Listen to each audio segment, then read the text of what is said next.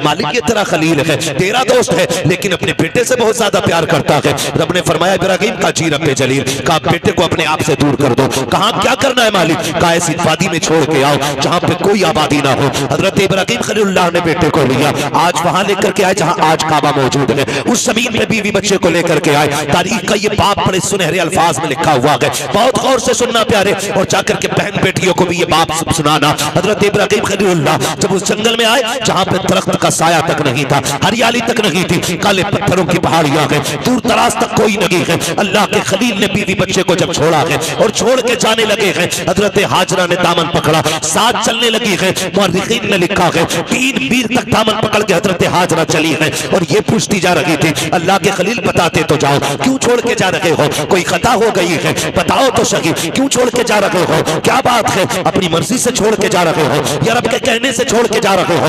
बेटा लंबी उम्र पा जाए, अगर बेटा बीमार हो जाता है, बाप रोता फिरता है, मेरे बेटे की लंबी उम्र की दुआएं की जाएं। मगर अफसोस की बात है, अगर बाप बीमार होता है तो बेटा कहता फिरता है, मौलाना दुआ कीजिएगा ताकि बाप की मिट्टी अल्लाह को प्यारी हो जाए। अब अच्छे नहीं लगते हैं, अब परेशानी ज्यादा है, अब देखा नहीं जाता है। ये किस्मत की खराबी है जब बाप की मौत मांग रहे हो। अल्लाह तौफीक दे तो बाप की जिंदगी मांगा करो, लंबी उम्र मांगा करो। तुम नहीं जानते हो, अगर तुम्हें यह लगता है इसकी खांसी से घर का माहौल बिगड़ रहा है, इसकी आवाज से घर का माहौल बिगड़ रहा है, तो गलत सोचते हो। खुदा की कसम, अगर ये बीमार बिस्तर पे पड़ा है, इसके हाथ उठते हैं, खुदा की रहमतें बरस जाया करती हैं, इसकी जबान चलती है, खुदा की तरफ से बरकतें आ जाती हैं। इसके लिए मौत ना मांगा करो, अगर मांग सकते हो इसके लिए जिंदगी की खैरात मांगा करो, जिंदगी की भीख मांगा करो। भूल गए हैं हम लोग, हमें शायद ये रिश्ते याद नहीं है। लोग तड़प जाते हैं, कहते हैं कि मेरा बाप अच्छा हुआ चला गया, गया तो घर खाली हो गया। शर्म आनी चाहिए, ये रिश्ते रब को कितने प्यारे हैं। बकरीद आने वाली है, सारे लोग गोश्त के चक्कर में पड़े रहते हैं। कोई कहता 80,000 का जानवर लिया है, कोई कहता 60 का लिया है। मेरे जैसा जानवर बस्ती में किसी का नहीं है।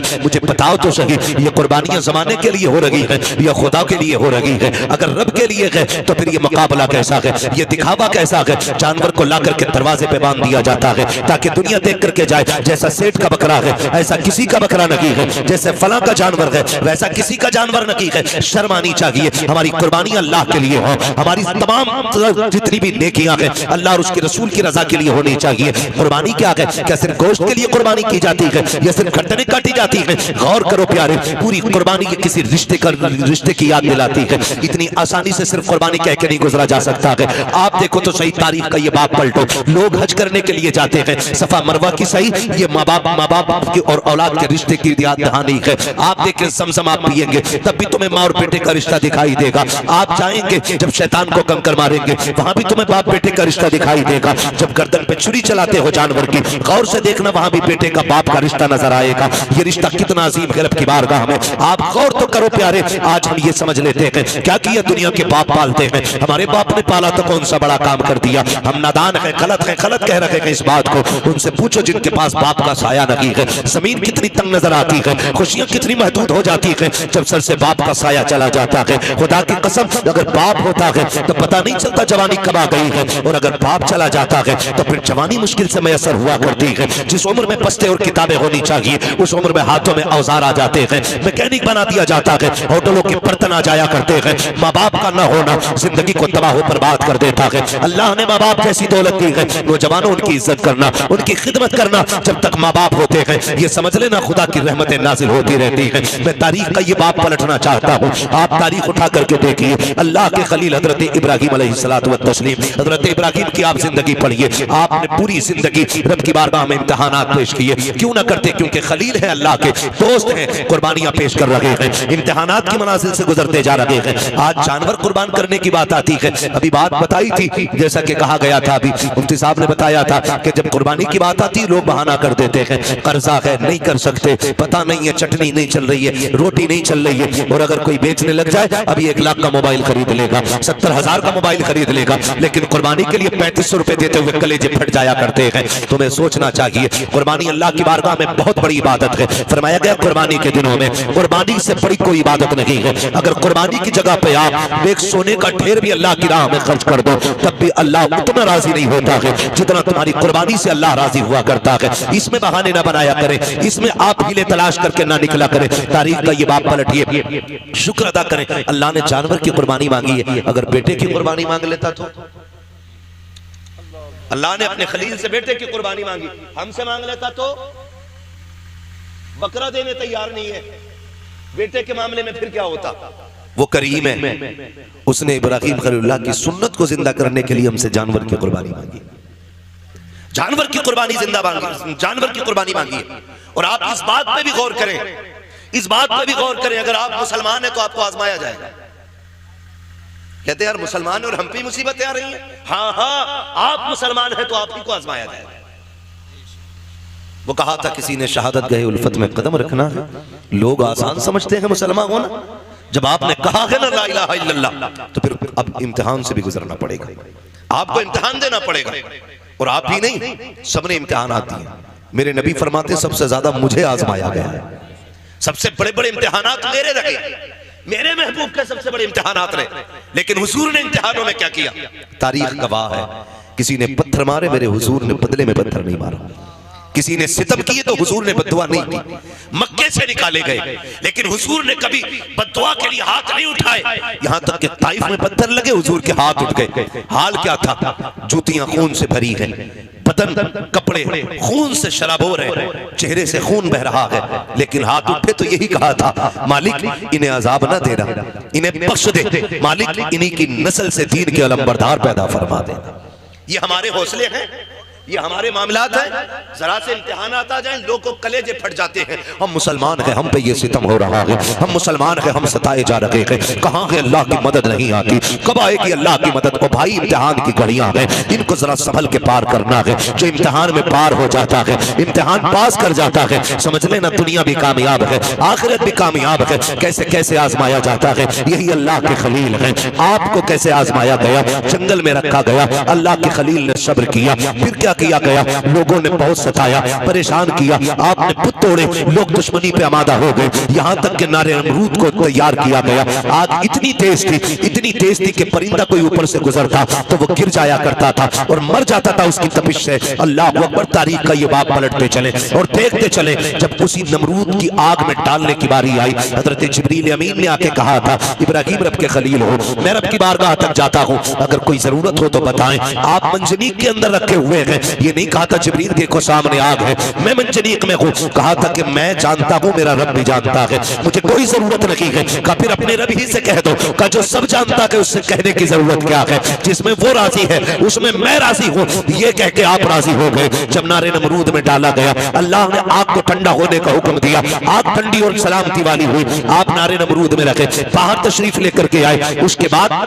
फिर आप हजरत सारा के साथ अपना वतन छोड़ देते हैं। बहुत लंबा वाकया है, बादशाह ने पकड़ा, फिर उसके बाद बदले में आपको हजरत हाजरा भी तोहफे में पेश की गई। हजरत हाजरा से आपने निकाह किया। जब कोई औलाद न थी, अल्लाह ने हजरत हाजरा से एक बेटा अता फरमाया। जब एक बेटा पैदा हुआ, आपकी मोहब्बत ज्यादा हो गई, फरिश्ते बातें करने लगे, मालिक ये तेरा खलील है, तेरा दोस्त है, लेकिन अपने बेटे से बहुत ज्यादा प्यार करता है। रब ने फरमाया इब्राहिम का जी रब जलील, का बेटे को अपने आप से दूर कर दो। कहा क्या करना है मालिक, का ऐसी वादी में छोड़ के आओ जहां पे कोई आबादी ना हो। हजरत इब्राहिम खलीलुल्लाह ने बेटे को लिया, आज वहां लेकर के आए जहां आज काबा मौजूद है, उस जमीन पे बीवी बच्चे को लेकर के आए। तारीख का ये बाप बड़े सुनहरे अल्फाज में लिखा हुआ है, बहुत गौर से सुनना प्यारे, और जाकर के बहन बेटियों को भी ये बाप सुनाना। हजरत इब्राहिम खलीलुल्लाह जब उस जंगल में आए जहां पे दरख्त का साया तक नहीं था, हरियाली तक नहीं थी, काले पत्थरों की पहाड़ियां हैं, दूर दराज तक कोई नहीं है। अल्लाह के खलील ने बीवी बच्चे को जब छोड़ा है और छोड़ के जाने लगे हैं, हजरत हाजरा ने दामन पकड़ा,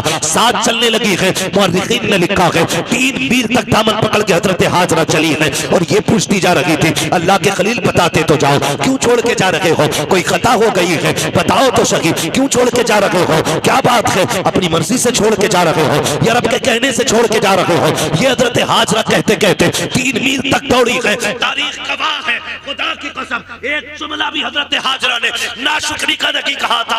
आज शौहर अगर बीवी के पसंद के कपड़े न लाता है तो फिर बीवियां बिगड़ जाया करती हैं, कहती तुम्हारे घर में सुकून नहीं मिला है, जब से तुम्हारे घर में आई हो मुझे मिला कि क्या है, इस तरह के ताने दिया करती है। ए मेरी बेटी, मेरी बहन, कान खोल के सुन लेना, तेरी जन्नत तेरे शोहर के कदमों में रखी गई है। तू लाख सजदे कर ले, लाख नवाफिल पढ़ ले, अगर तेरा शोहर तुझसे नाराज है तो खैरियत नहीं है। अगर तेरा शोहर 2 पैसे की चीज लेके आता है, उससे चेहरा बिगाड़ के बात ना कर, उसका मुस्कुरा के इस्तेमाल करना। तू नहीं जानती है कि तेरे शौक तो इतने हैं कि शोहर की कमाई उतनी नहीं है। लंबी लंबी लिस्टें बना के दी जाती है, मुझे 7,000 का जोड़ा चाहिए, 8,000 गुलजार का जोड़ा चाहिए। मेरी बहन तो कनीज़े फातिमा ज़हरा है, तेरे लिए जन्नत में महल्लात तैयार किए गए हैं, जन्नत में जन्नती लिबास तेरे लिए है। फकत इतना करना है, तुझे अपने शोहर की रजा में राजी रहना है। तू कौन है, तेरी औकात क्या है? ना तू वली की बेटी है, ना तू नबी की बेटी है, ना तू नबी की बीवी है, ना तू वली की बीवी है। तारीख का ये बाप पलट के तो देखो, हजरत हाजरा को अल्लाह का खलील छोड़ के जा रहा है, जंगल में छोड़ के जा रहे हैं। कोई दरख्त नहीं है, कोई साया नहीं है, जंगल की जंगल है। 3 मील तक दौड़ी है, दामन पकड़ के दौड़ के कहा था, खलील ये तो बता के जाओ क्यों छोड़ के जा रहे हो? इतनी सी खजूरें, इतना सा पानी, ये किसके सहारे है? अल्लाह के खलील की आप तारीख पढ़िएगा। आग में डाले गए हैं, अल्लाह के खलील नहीं रोए हैं, वतन छोड़ा है नहीं रोए हैं, नमरूद की फौज ने पीछा किया है नहीं रोए हैं। लेकिन जब बेटे को जंगल में छोड़ के जा रहे हैं, लोग कह दिया करते हैं मेरे बाप का रिश्ता की क्या है, मेरा बाप मुझसे प्यार नहीं करता है। गैरत आनी चाहिए। खुदा की कसम, वो खलील जो नमरूद की आग से लग डर के नहीं रोया, वो खलील जो आग में डाला गया, तब आंसू नहीं आए, दुश्मनों ने पीछा किया तब नहीं रोया। लेकिन आज जब बेटे को छोड़ के जा रहे हैं, आंख से आंसू टप टप गिरते जा रहे हैं। शरीक हयात ने कहा था, अल्लाह के खलील बताते तो जाओ, इस जंगल में क्यों छोड़ के जा रहे हो? अच्छा ये बताओ, अपनी मर्जी से छोड़ रहे हो या रब ने हुक्म दिया है? इतना सुनना था। अल्लाह के खलील ने कहा था, हाजरा प्यारी सौजा बता तो सके, अगर रब ने किसी को ऐसा बेटा दिया हो और वो भी कोई शुरू उम्र का ना हो, 70 साल की उम्र में मिला हो, और यूं ही नहीं जिसको दुआओं में मांगा हो, सजदों में रो के मांगा हो, तब जाके इस्माइल सा बेटा मिला हो, क्या ऐसे बेटे को कोई जंगल में छोड़ जाएगा? अपनी मर्जी से छोड़ के जाएगा? कहा हाजरा ये अपनी मर्जी से छोड़ के नहीं जा रहा हूं, बल्कि अपने रब के कहने से छोड़ के जा रहा हूं। हजरत हाजरा ने इतना सुना, तवक्कुल अल्लाह देखिए, अल्लाह पे भरोसा देखिए, इतना सुनना था, दामन छोड़ा, मुस्कुरा के कहती है, खलील पे ठहरो, ये पानी भी ले जाओ, खजूरें भी ले जाओ। कहा क्या करोगी? कहा जिस रब की मर्जी से छोड़ के जा रहे हो, वही रब खाना भी दे देगा, पानी भी दे देगा। इसे तवक्कुल अल्लाह कहते हैं। क्या बात है। नारे तकबीर, नारे रिसालत, मसलके आला हजरत खतीब अहले सुन्नत मुफ्ती हम्माद रजा मुरादाबादी, नारे तकबीर। ये रिश्ता होता है माँ बाप का, इसे समझने की कोशिश करें। जो खलील नारे नमरूद से न रोया, वो बेटे की जुदाई पर रो दिया, वो बेटे को छोड़ के वक्त रो दिया। सोच तो सही, कैसे कह देते हो मेरा बाप प्यार नहीं करता? खुदा की कसम खा के कहता हूं, मंडी चले जाओ, मार्केट चले जाओ, जितने मजदूर थैले हाथ में लेके खड़े होते हैं ना, उनसे पूछना इस उम्र में क्या जरूरत थी इतनी गर्मी में काम करने की? सिर्फ यही कहेगा, बच्चों का पेट है, बच्चों के लिए आया हूं। बच्चों की जरूरतें माँ बाप को मौत तक ले जाती है, और औलाद कहती है क्या किया है मेरे बाप ने, क्या किया है मेरे बाप ने? खुदा की कसम, अगर तेरे हलक में हराम का लुकमा नहीं जाने दिया है, तो सबसे बड़ा एहसान किया है तेरे बाप ने तेरे ऊपर, बहुत बड़ा एहसान किया। और मैं ज्यादातर नौजवान बेटे आपसे गुजारिश कर जाऊं, आप ही के रामपुर से एक दिन फोन आया, कहा गया कि मौलाना हमारे अब्बा को समझाइए।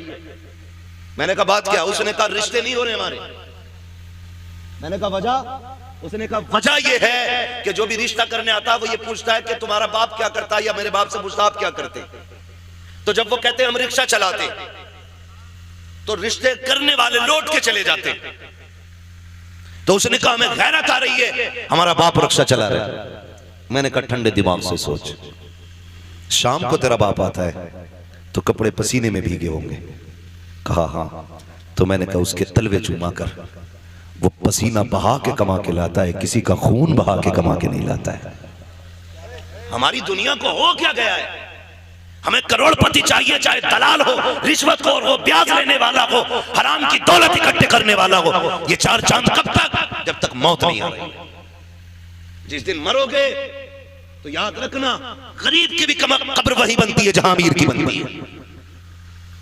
फिर इतराना किस बात पर है? नौजवानों, अपने मजदूर बाप की इज्जत करना, मजदूर बाप की इज्जत करना। उसने कम से कम तुम्हें हलाल के लुक़्मे खिलाए।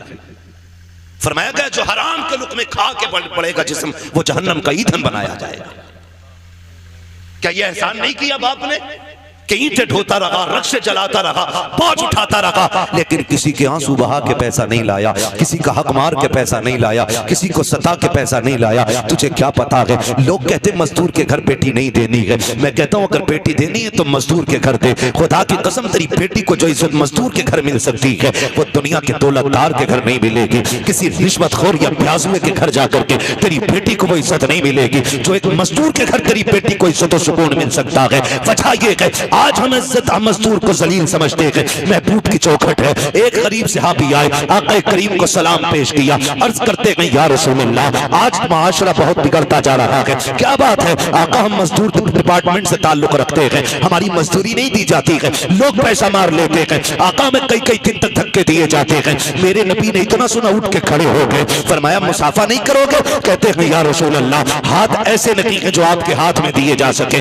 क्या बात है? आका इन हाथों से मजदूरी करता हूँ, हाथों में छाले पड़े हैं, फेटे हैं, कहाँ आप जैसे आपके गुलाम जैसे हाथ, कहाँ मेरे ये सख्त हाथ। आका खैरत आती है आपके हाथ में हाथ देते हुए। मेरे नबी ने उसके हाथ देखे, फरमाया ला तेरे हाथों को बोसा दे दो। इतना सुनना था, मजदूर की आंख में आंसू आ जाते हैं। या रसूल अल्लाह आप बोसे की बात करते हैं, यहाँ मजदूर को बगल में बैठा के कोई पानी नहीं पिलाता है, यहाँ साथ बैठा करके कोई एक प्लेट में खाना नहीं खिलाता है। आका आप हैं कि चूमने की बात कर रहे हैं। मेरे नबी ने इतना सुना, फरमाते कि खाली सिर्फ निजाम नहीं बनाना है बल्कि जमाने को मजदूर की इज्जत भी बतानी है। आका करीम ने जब मजदूर के हाथ को बोसा दिया तड़प गया आका, इतनी इज्जत, फरमाया सिर्फ इज्जत नहीं एक कानून भी बता रहा हूँ, चाहो जमाने से कह देना कि मजदूर की मजदूरी पसीना सूखने से पहले दे दो। कहा ये इज्जत किसने दी है तो बता देना ये इज्जत मदीने वाले मुस्तफा ने अता की। हम मजदूर को हिकारत से देखते हैं और मेरे नबी ने फरमाया लो एक इज्जत का ताज और दे रहा हूं। हुजूर कौन सा? फरमाया अल कासिबु हबीबुल्लाह, जो मेहनत मशक्कत करके कमाएगा कयामत में अल्लाह उसे अपने हबीबों की सफ में जगह अता फरमाएगा। तो कम से कम इतना ख्याल करें नौजवानों, हम तो अपने बाप की मेहनत का ख्याल करें। अगर ये दुनिया वाले हमें मजदूर का बेटा कहते हैं तो कहने दें, हमें उस बाप की इज्जत करनी है जिसने चौक में कालियां खा के मजदूरी पे धक्के उठा के हमें पाला है। तुमसे तो कम से कम इतनी तवक्को होगी उस बाप को कि कोई इज्जत करे ना करे मेरा बेटा तो इज्जत देगा ना। अगर वही औलाद उसे जलील करने लगे तो बताओ वो जी के क्या करेगा? क्या करेगा वो जी के?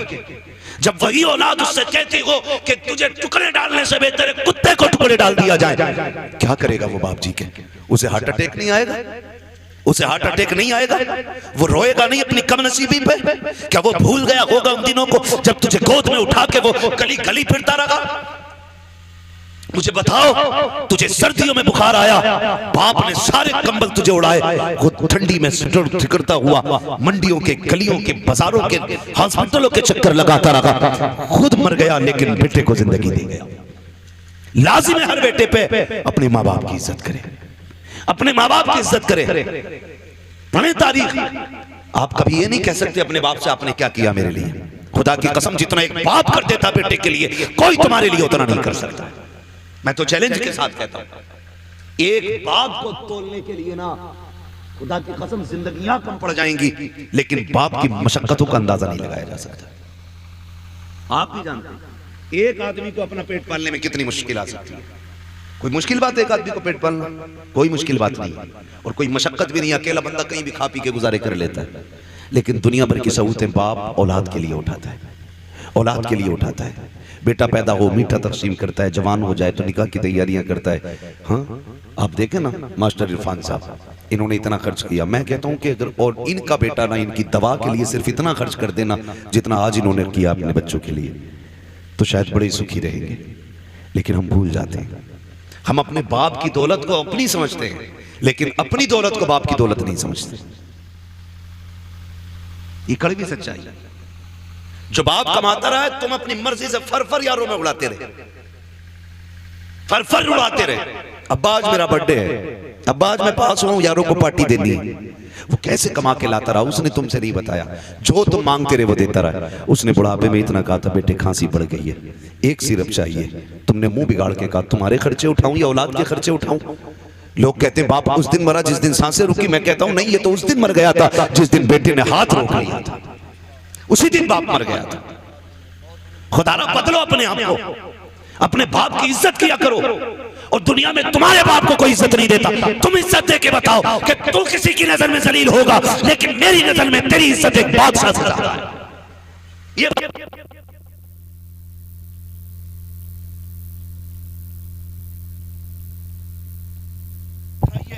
कम से कम बुढ़ापे में आके तुम्हारी मोहब्बत की वजह से उसकी थकन उतर जाए, ये कोशिश किया। अक्सर नौजवान मेरे सामने बैठे, अल्लाह करे हर नौजवान अपने बाप की इज्जत करने लग जाए, बाप की इज्जत करने लग जाए। हम तो ये सोचते ना जो भी कमाया वो हमारा है, हमारे बाप का कुछ नहीं है। नहीं, ख्याल करो यार, ख्याल करो। एक बाप की जिंदगी अपनी औलाद के लिए पूरी सर्व कर देता है बाप। मैं अर्ज कर रहा था, अल्लाह का खलील बेटे को छोड़ते वक्त, बेटे को छोड़ते वक्त, बेटे को छोड़ते वक्त अल्लाह के खलील रो दिए। तारीख का ये बात भी पलटे। तवज्जो है? थके तो नहीं अभी? अगर नहीं थके तो बोलने जरा या रसूल अल्लाह। हमारे अलीम भाई बता रहे थे कि ये बड़े सुस्त लोग बैठे, और नकीब साहब भी फरमा रहे थे हल्के में मत लेना। अल्लाह सलामत रखे। मैं आपसे ये भी नहीं कहूंगा कि आप हाथ उठा के सुभान अल्लाह को या उठ के सुभान अल्लाह को। मैं कहता हूं जो मैं बात कर रहा हूं इसे दिल पे लिख के ले जाना। अगर आज के बाद एक बाप को भी इज्जत मिल गई ना, तो मैं समझूंगा हम सबका यहाँ आना कामयाब हो गया, आपका बुलाना कामयाब हो गया। बस यही कोशिश रहती है। मेरी तकरीर तबे यार को बेचैन करती है, सबब के आगे वही कहता हूं जो दिल पर गुजरती है। मुझे बहुत दूर से बुलाया है, मैं बजाय तो मुरादाबाद का हूं, और लेकिन पूछा मुफ्ती साहब क़िबला से, अपने भी घर आना पड़ता तो जहाज से ही आना पड़ता है। हाँ, बिना फ्लाइट के अपना घर भी मैसर नहीं होता है। अल्लाह ने ये ड्यूटी लगा रखी है, जब तक वो चाहेगा ये नौकरी अंजाम देते रहेंगे।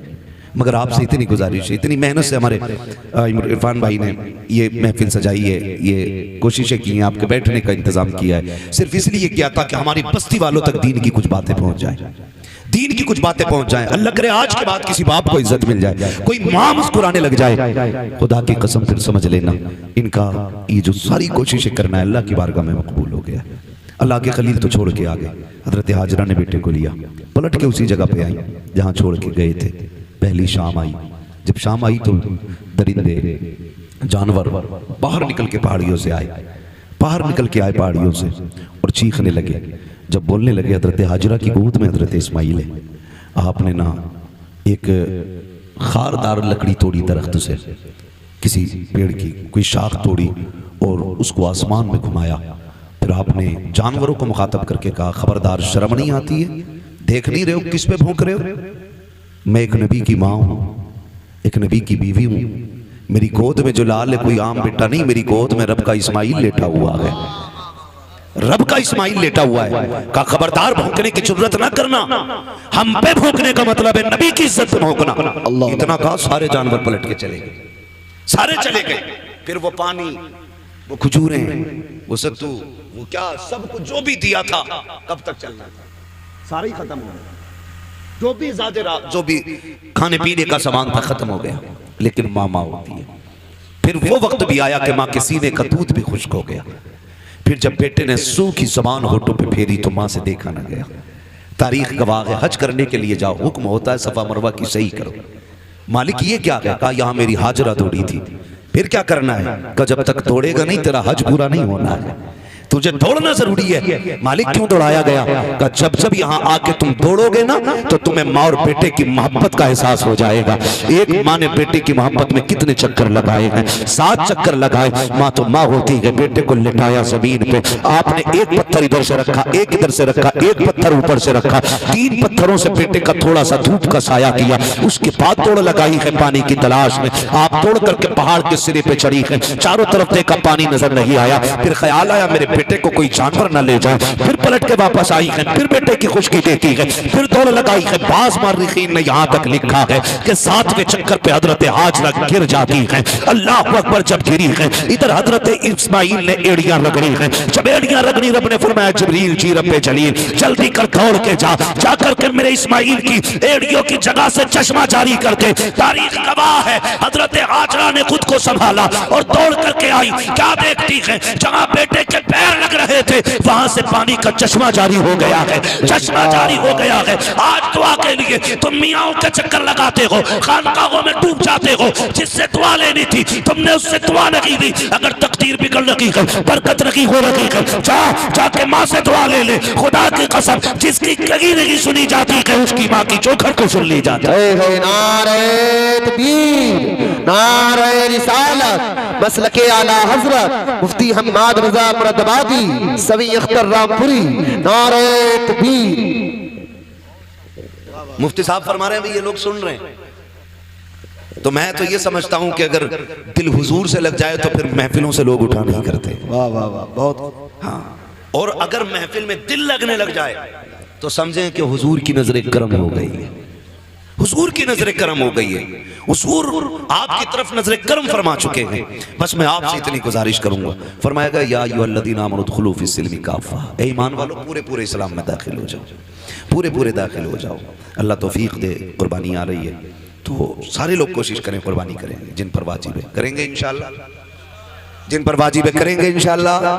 उम्मीद है जितने नौजवान बैठे हैं जो भी साहिब निसाब होंगे इंशाअल्लाह वो कुर्बानी ज़रूर करेंगे।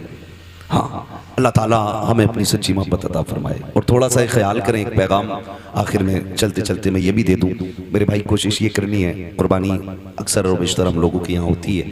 होता क्या है कि हम अक्सर उनके घर गोश्त भेजते हैं जिनके घर से हमारे घर गोश्त आता है ना, उनके घर गोश्त भेजते हैं ज्यादातर जिनके घर से हमारे घर आता है, यानी जिनके घर से हमारे घर गोश्त नहीं आता उनके घर हम गोश्त नहीं भेजते। और बात बताऊं अगली, बुरा ना मानिएगा, मैंने पहले ही कहा था वही कहता हूं जो दिल पर गुजरती है। अगर किसी बंदे ने एक बड़े का कुर्बानी की और एक बकरे की कुर्बानी की तो कमजोर लोगों में बड़े की बोटियां भेजी जाती हैं और बड़े लोगों में छोटे की बोटी भेजी जाती है। यही होता है ना? हाँ, कहेंगे भी नहीं हाँ, क्योंकि शर्म आती है।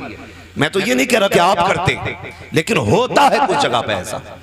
मैं आपसे ये कहूंगा यार, वो भाई अल्लाह तौफीक दे। तो पहली बात तो ये कि 4-4 बोटियां बांटने का रिवाज है, 8-8 बोटी बांट रहे हैं, कम से कम इतनी तो दो जो कम से कम एक वक्त का खाना हो जाए किसी के घर का। कुछ जगहों पे तो हजरत मसला ये है कि बकरीद के गोश्त से मुहर्रम का हलीम बनाते हैं। ये कंडीशन हमारी कौम की है। कुर्बानी के बाद ऐसा फ्रिज में पैक करते हैं कि मुहर्रम की 9 तारीख को ही निकलता। बड़े सनीचर लोग हैं भाई,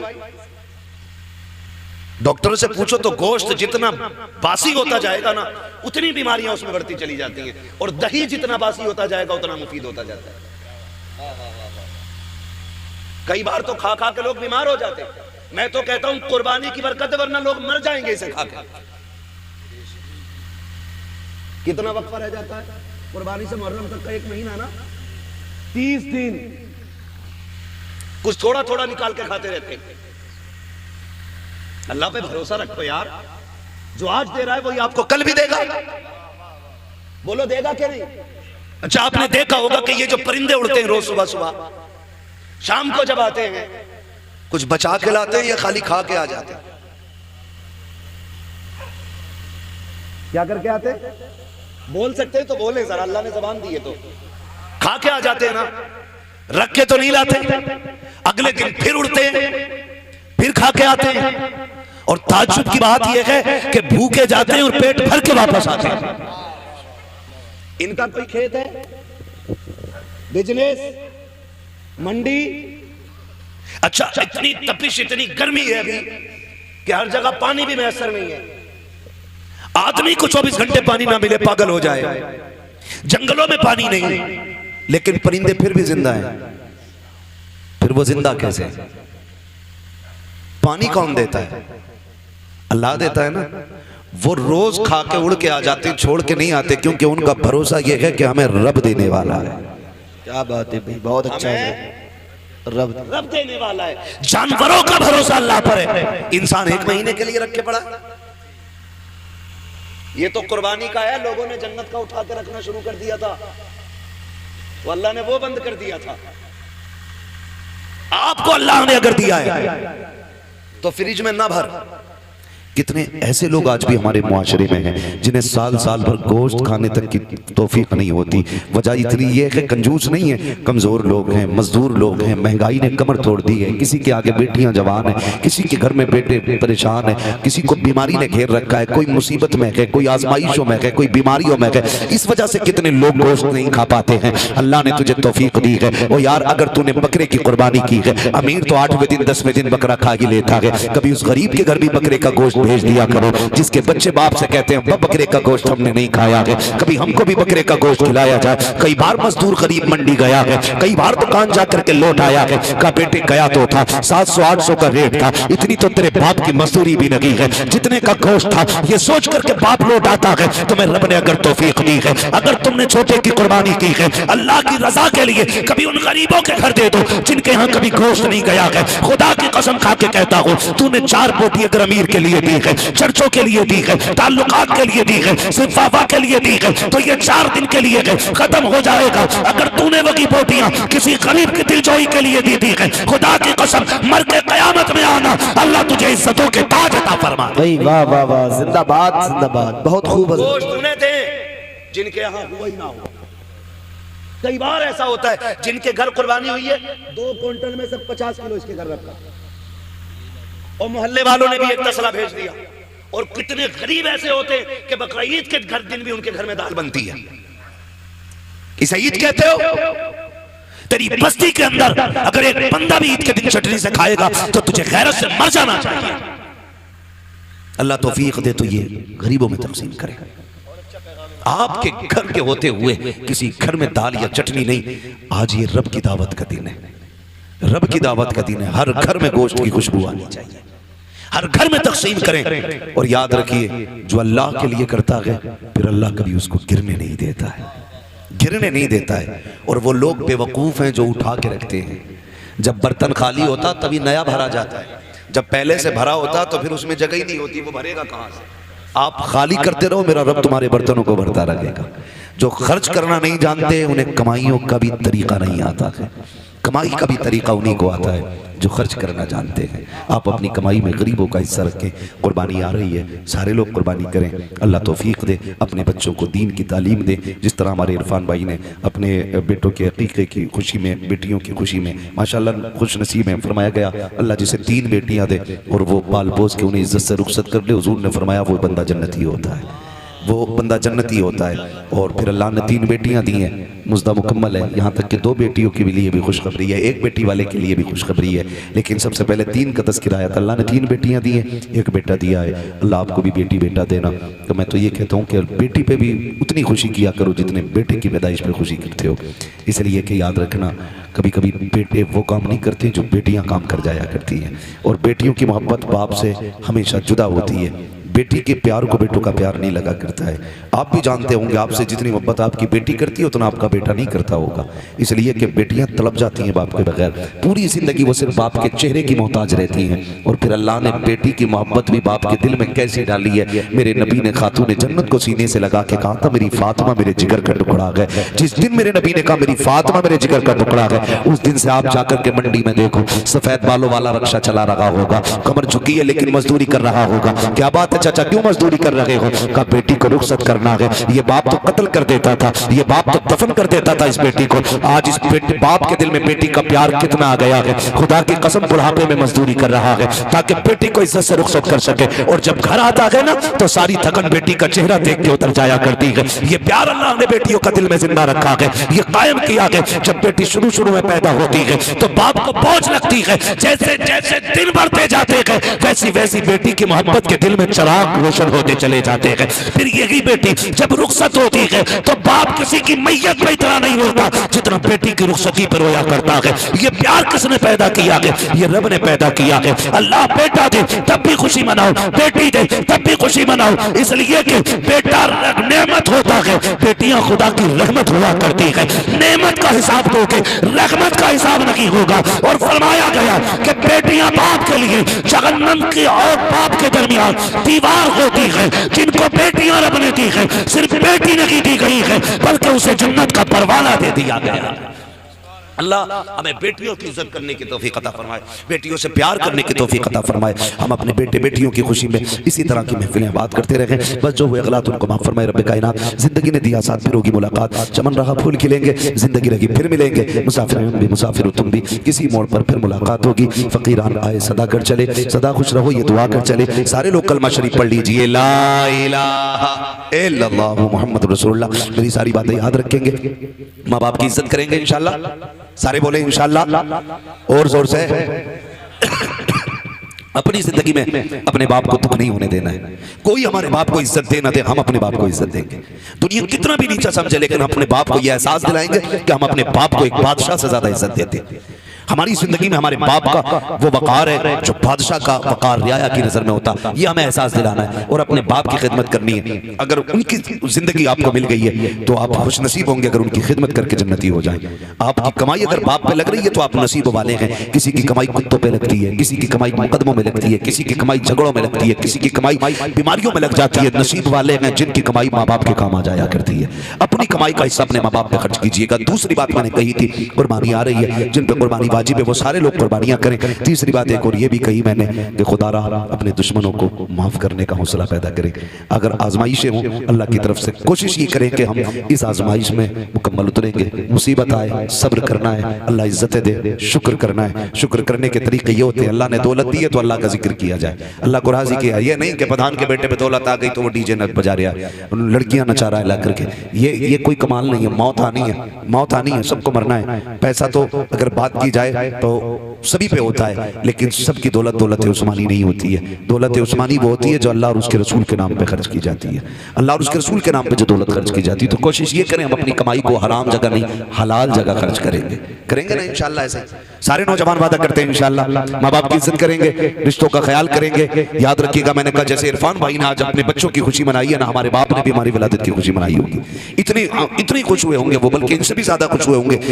हर कोई यही अपने बारे में तसव्वुर करे, तो कोशिश ये करें हमें अपने माँ बाप को दुख नहीं देना है। कुर्बानी में जब गोश्त की बारी आए तो तकसीम करना है, दो बोटियां नहीं, कम से कम इतना देना है कि किसी के एक घर की किसी दिन की हंडिया हो जाए। कभी कभी इतना तो किसी के लड्डू किसी के घर की मुसीबत बन जाते है ना।